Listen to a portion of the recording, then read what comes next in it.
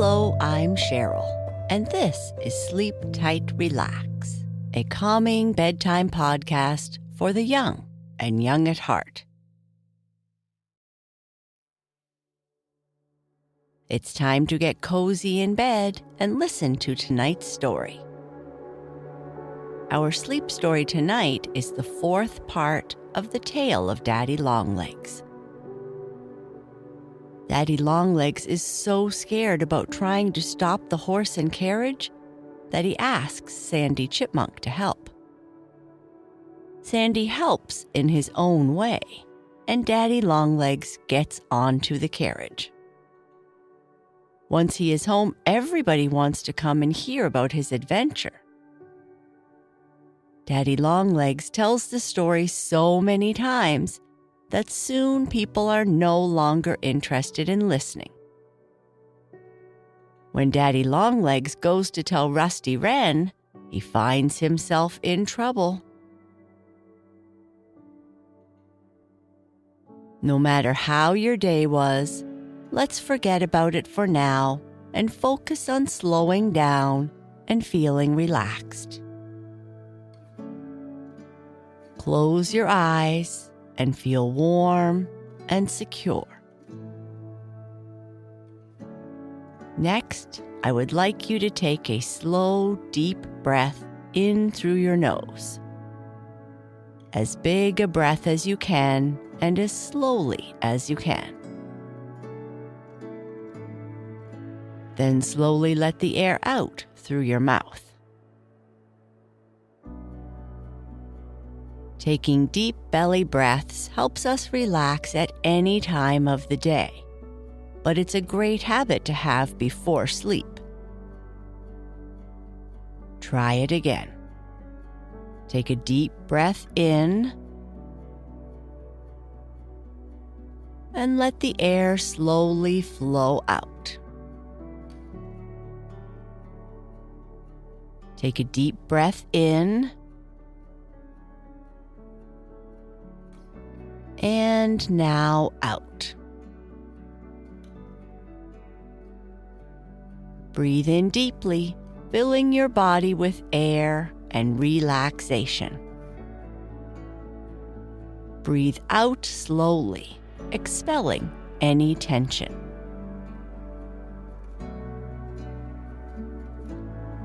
Try to keep breathing slowly and deeply as we continue with the fourth part of the tale of Daddy Longlegs.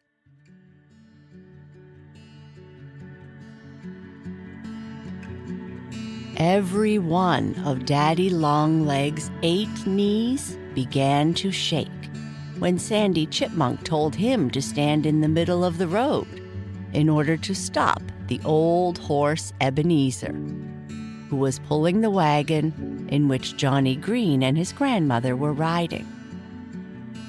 "I can't do that!" Daddy shrieked, shrinking away from the dusty road. "I'm so small that they wouldn't see me, and the first thing I'd know, I'd be run over. You'll have to stop the wagon for me. You're so much bigger than I am." But Sandy Chipmunk said he didn't like to speak to Johnny Green on account of a little trouble he had with Johnny's father over a letter. "Can't you wave your tail at him?" Daddy Longlegs begged him. "That won't be speaking to him, you know. Wave your tail at Johnny Green until he stops the horse, and then you can run away if you want to. And while the horse is standing still, I'll scramble into the wagon without anybody seeing me." Now, Sandy Chipmunk was a good-natured person, and he saw that unless the wagon stopped, Daddy Longlegs was going to be terribly disappointed. So he told Daddy that he would do what he could to help him.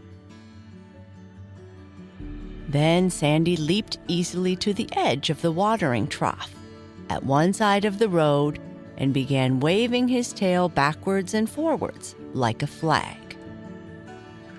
"That's right," Daddy Longlegs shouted approvingly, "but I wish you'd wave a little harder. I'm afraid they won't see you."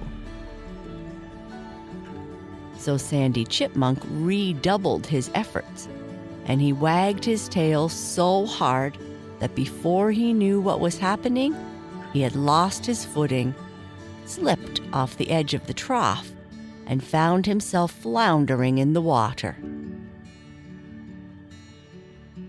Daddy Longlegs was watching the wagon so anxiously that he never noticed what was happening to his friend. But he observed that Johnny Green began to laugh. And pointing toward the watering trough, Johnny cried, "Oh, look, Grandma, look!" The old horse, Ebenezer, too, seemed interested in what was going on. Anyhow, he swerved to the right and walked straight up to the trough, and the wagon came to a stop. That was Daddy Longlegs' chance. He hurried to one of the rear wheels, and in spite of the wind, he climbed quickly up and hid himself in the corner of the wagon box. Meanwhile, Sandy Chipmunk, spluttering and choking, managed to pull himself out of his unexpected bath and frisked out of sight among the trees that fringed the road. "Well, I stopped the wagon anyhow," he said to himself as he scampered away. And that was just where he was mistaken.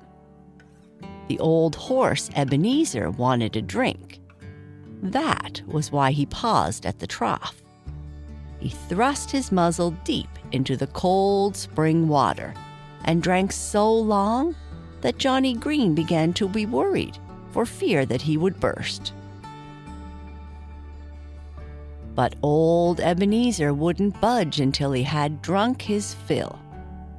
When he was ready, and not before, the wagon went rumbling up the road again, taking Johnny Green and his grandmother home to the farmhouse, and also carrying Daddy Longlegs back to the stone wall, where little Mr. Chippy lived in the wild grapevine.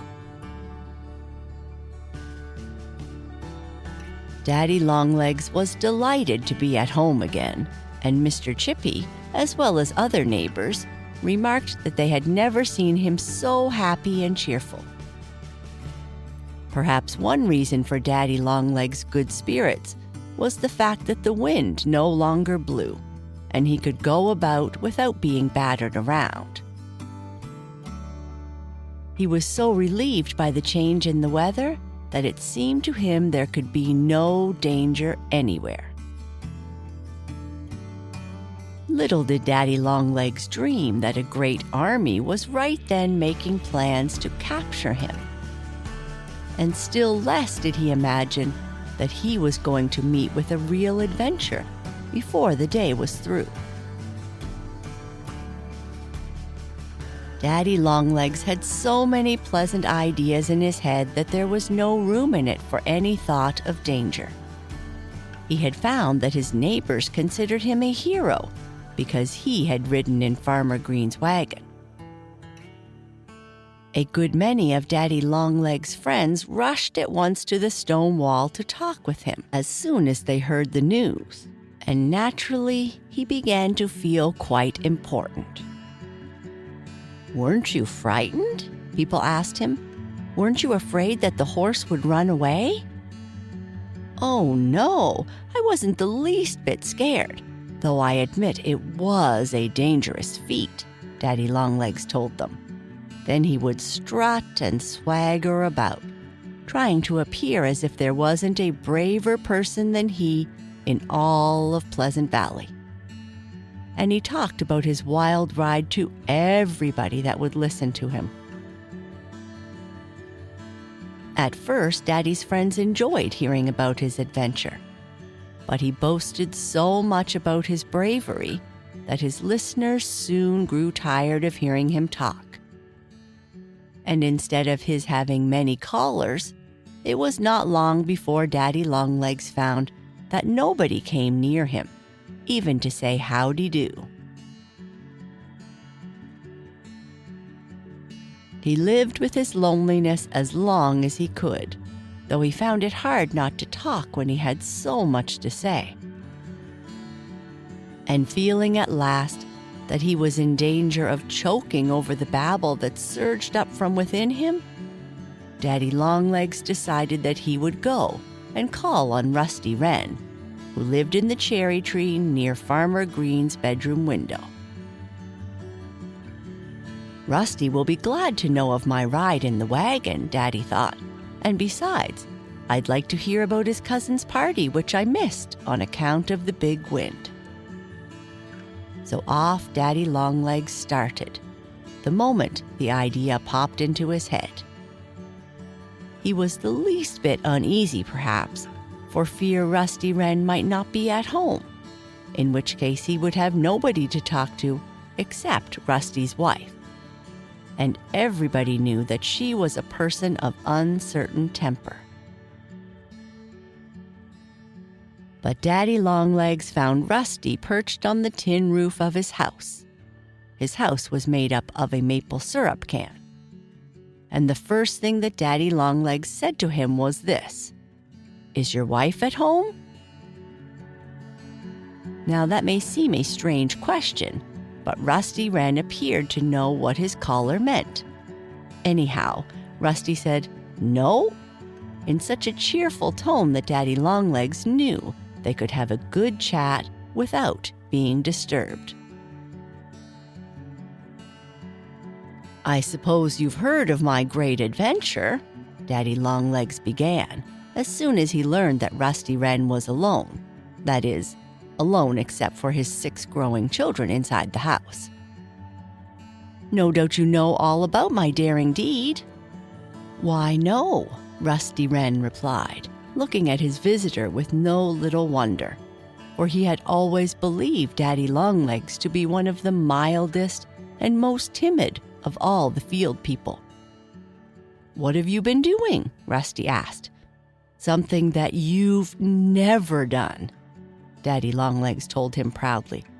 "I took a ride in Farmer Green's wagon yesterday after the old horse Ebenezer." Yes, go on," Rusty urged him. "What happened to you?" "What happened to me?" cried Daddy Longlegs.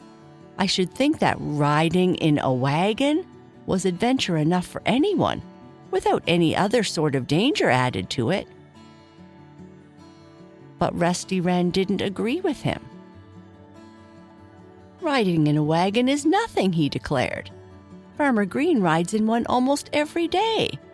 And as for its being dangerous, there's only the danger that you'll be late arriving at the place you're going, especially if you have to depend on old Ebenezer to take you.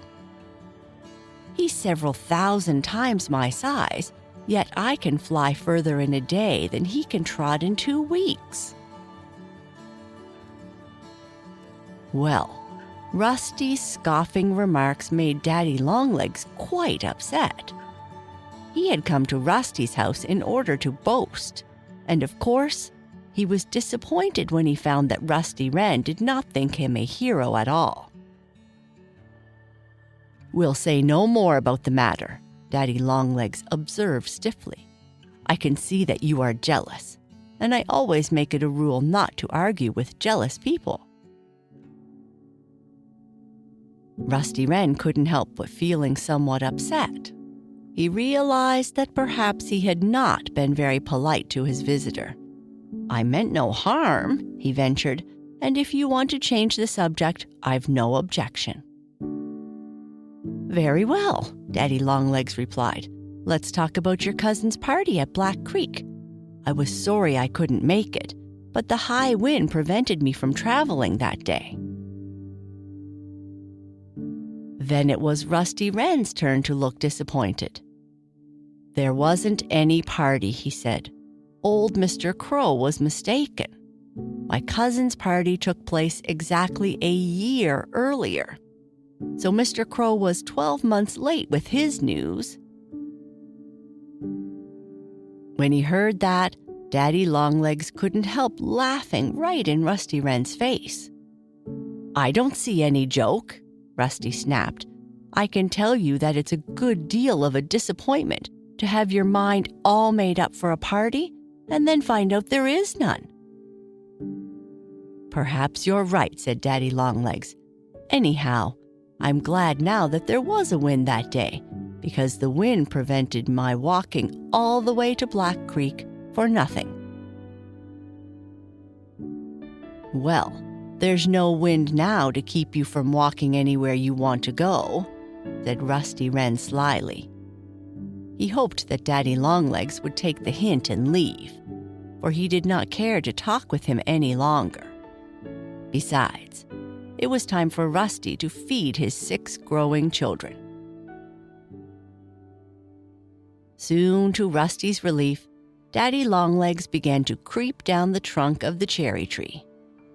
If he had known what is in store for him, he might not have left just then. When Daddy Longlegs went to call on Rusty Wren, he did not know that a whole army had planned to capture him. But it was true, nevertheless, that a plot had been hatched against him. Now, right beneath the old cherry tree where Rusty had his home, there lived a colony of ants. And it was Rusty's habit, and his wife's as well, to enjoy an occasional meal or a light snack by capturing and eating such ants that were not quick enough to keep out of harm's way. Such actions only served to make the Wren family heartily disliked by every member of the ant colony. But there was nothing the ants could do except to try to be careful. And they were so angry that since they were powerless to harm the Wrens, they were quite ready and eager to vent their anger on Rusty's smaller friends. This was the reason why they had determined to attack Daddy Longlegs at the very first opportunity. Yes, the members of the ant colony had made up their minds to capture Daddy Longlegs the next time he should visit Rusty Wren. And the ant army of fierce fighters was all prepared for a terrible battle. Each day, ants took their posts and stayed on watch, ready to give the alarm the moment Daddy Longlegs came hobbling through the grass near the foot of the cherry tree. And when, at last, Daddy fell into the trap on the day that he visited Rusty to boast about his wagon ride, the news of his arrival spread like wildfire. The ants had not said a word to Daddy Longlegs as he passed their home and climbed up the cherry tree. They allowed him to go unharmed. But while he was high up in the tree chatting with Rusty Wren, ants hurried back to their stronghold from every direction. And in a surprisingly short time, the whole army was ready and waiting for Daddy Longlegs to descend to the ground. When he had finished his visit, Daddy Longlegs left the cherry tree and started homeward. But he had not gone more than a few inches when the ant army sprang out of the ground as if by magic. The soldiers were all around Daddy Longlegs before he realized what was happening. And then he saw that it was too late for him to turn back and try to escape by climbing the tree again. Being a timid person, he was frightened at once, and looking up toward Rusty Wren's house, he cried, "Help! Help!" in a terror-stricken voice. But Daddy's cries brought no answer. Rusty Wren had flown away to find food for his hungry children. The ants had seen him leave, and they knew that they had nothing to fear from him. As the army closed in around him, Daddy Longlegs thought that he had never been in such danger in all his life before. And that is the end of this part. I can't wait to see what's going to happen to Daddy Longlegs. Good night. Sleep tight.